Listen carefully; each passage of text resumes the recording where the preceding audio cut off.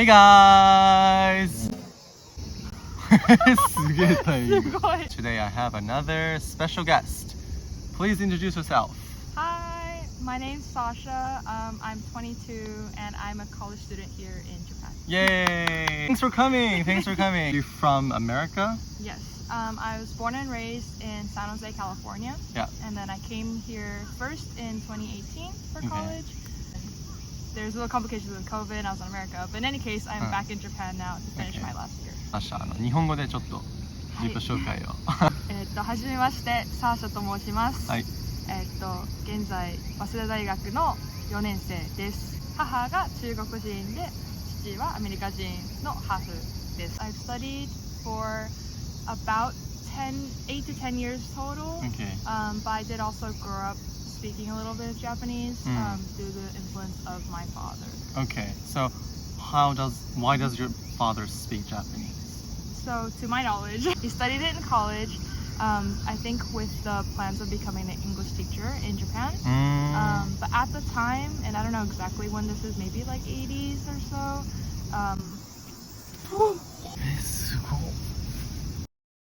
So before we were rudely interrupted. So yeah, I think at the time, I'm not exactly sure, but I think just foreign English teachers weren't as popular in that time. Okay.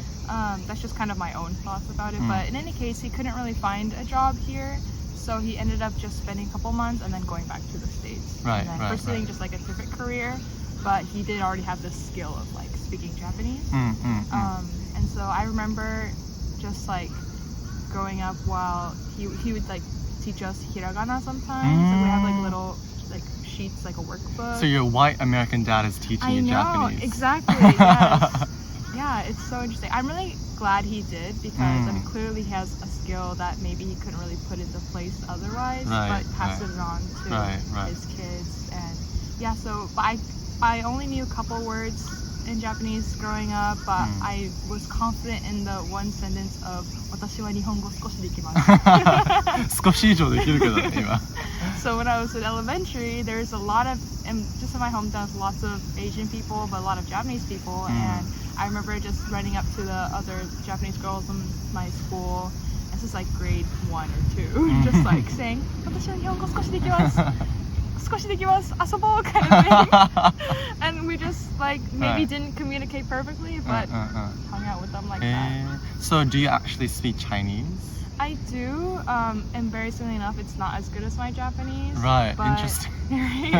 But I speak it with my mom, and I can definitely understand a lot more than I can like speak. But it's only really to the extent of like daily conversations with like you know a family member. Right. So how does your mother think about that? Like you speak better Japanese than your Chinese. Yeah, I mean she thinks it's funny too. Like I also think it's funny. I don't think that she's, you know, necessarily disappointed in me, but definitely I'm pretty sure she wishes like I spoke better Chinese. Right. I guess I just ended up focusing a lot of energy into studying Japanese when I was younger compared to Chinese. When you talk to Japanese people, do you tell them you're half Chinese or half Asian, and when you tell them, what's their reaction? In a first meeting, I'm not usually the one to bring it up first. Right. Just because simply I don't think it's too important. Yeah, but me neither. oftentimes They're like half. Yeah, they will ask. They'll start out as you said, just like, oh, are you half by the way? And then I'll say yes, but I think in my mind I already know that they mean half Japanese specifically, not just like are you mixed? So half って言うと base が the base is Japanese and what's the other half? Right, That's exactly. the usual question. Yeah. So since I can already tell, and if I just answer yes, then usually the next follow-up question would just be, oh, like which one of your parents is Japanese? So that I've kind of learned that question means are you half Japanese and what's the other half? So then I have been trained to just kind of reply as in like, yeah, I'm half, but I'm not Japanese, I'm Chinese and white. Is what I would reply. And what do they say when you say you're half Chinese? I've gotten many different reactions. Okay, tell us all. But yeah, I guess the most common one would just be like, oh my god, I couldn't tell, or whatnot, which is like, how would you tell otherwise? You can't really guess anyone's ethnicity anyways. So that. But you know, I don't take offense. I'm just kind of like, oh yeah, like I know it's because I speak Japanese, so it's not their fault that they assume I'm Japanese. Yeah. Because but- your Japanese sounds like a native, so Thank you. you can pass as a hafu person that grew up in Tokyo, or a person that went to international school in Right. Tokyo. Yeah, I do get it a lot. Yeah. And then other times I will have reactions that are kind of, and this might just be me arbitrarily thinking this, but it seems like they have a look of disappointment almost. Okay. Like I've been told before, after saying I'm Chinese and white, I remember this one girl saying like, "Oh my, but you're so pretty." Oh, really? Yeah. They would say that? Yeah. So then I was like, "Thank you." Is this a compliment? Because it's not really feeling like a compliment. What do they mean by that, you think? Yeah, I mean, all I can really say is that I do assume, or like I would want to ask, like, do you think that Chinese people are not beautiful? I wish they would notice how it's kind of an underhanded or backhanded It compliment. is low-key to say that. insulting. Yeah, because obviously, what am I supposed to say? I'm like, thank you for thinking I'm pretty. I really appreciate it. But like, are you trying to say that I'm pretty for a Chinese person? Right, Because yeah. that's a little bit insulting. My family is Chinese on this whole side. Like, what do you have to, like, what am I supposed to think about that? How about in America? Mm-hmm. What do you tell people? What do people ask you all the time if you're half, or are you mixed race, or whatever? What kind of thing happens? Right. Actually, now that I think of it, I don't think I get asked like a lot. Like, It's California. Yeah, it is California. Everybody's Asian. Right. You could say, like, you could argue that in Japan, I could get asked this like every day almost. Yeah, you know? like, yeah.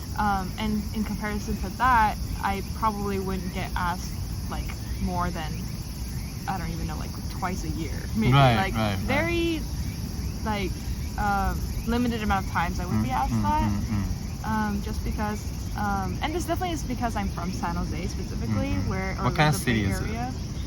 It's first of all like Silicon Valley, so there's lots of tech companies, and then just the demographic. It's pretty diverse, but there's a lot of Asian people, and especially within San Jose, like the specific area I grew up in, there's especially a lot of Asian people. Like, why is that?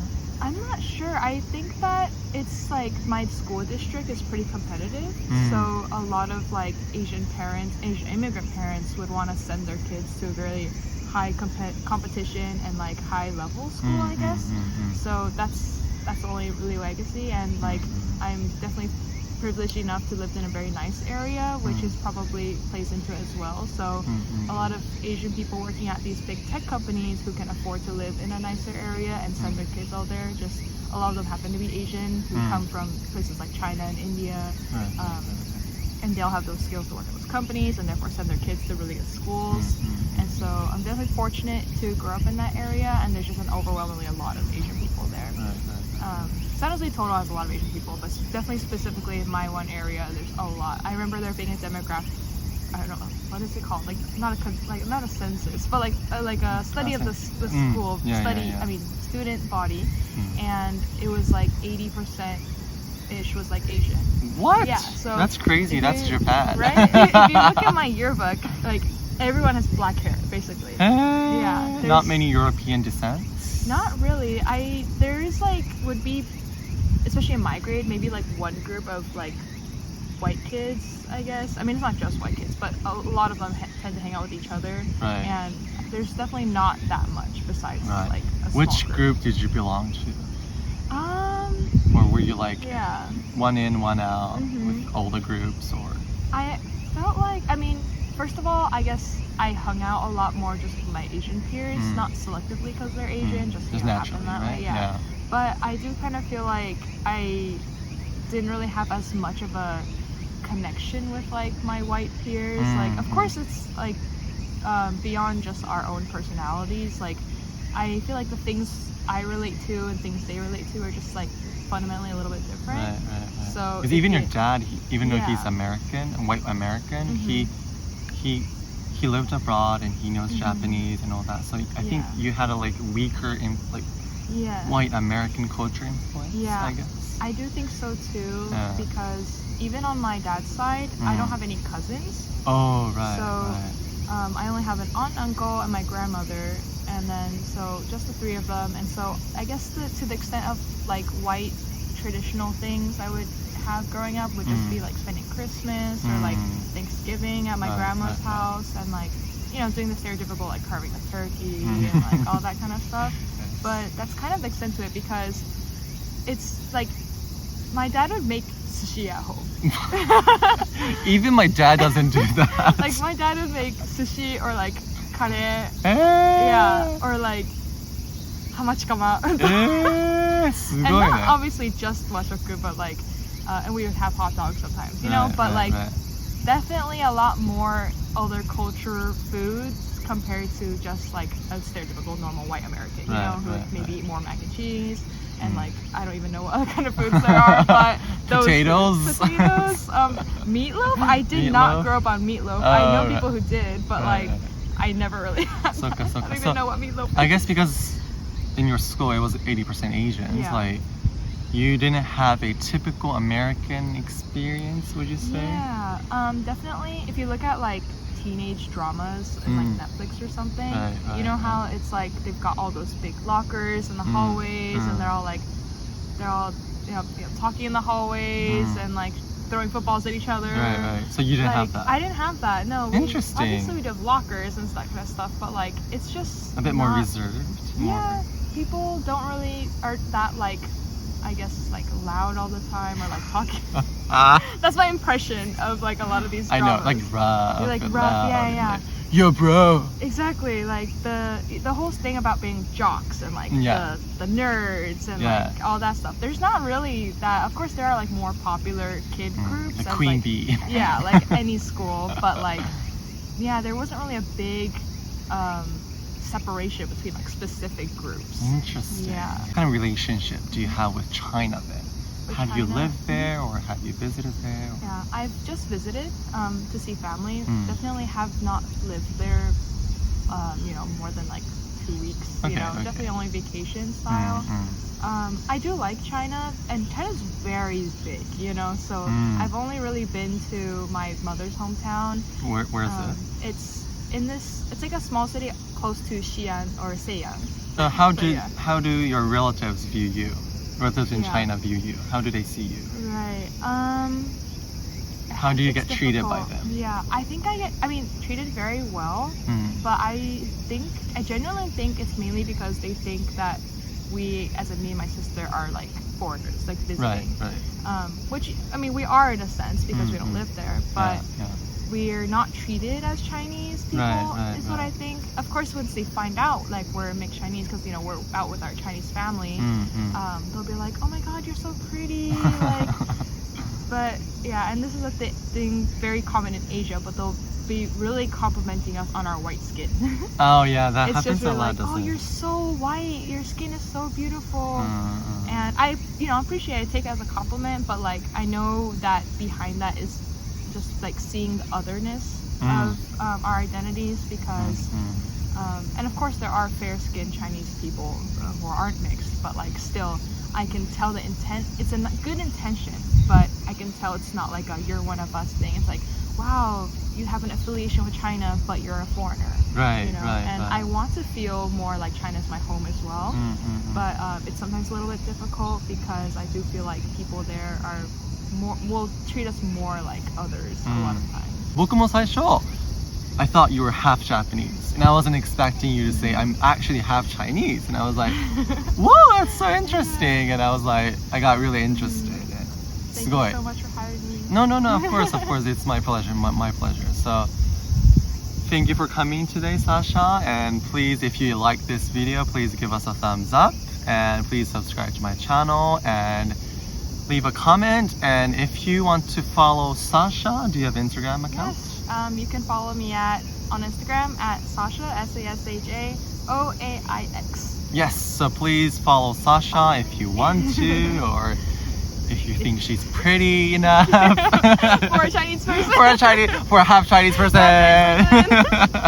Just kidding. So thank you for watching. Bye bye.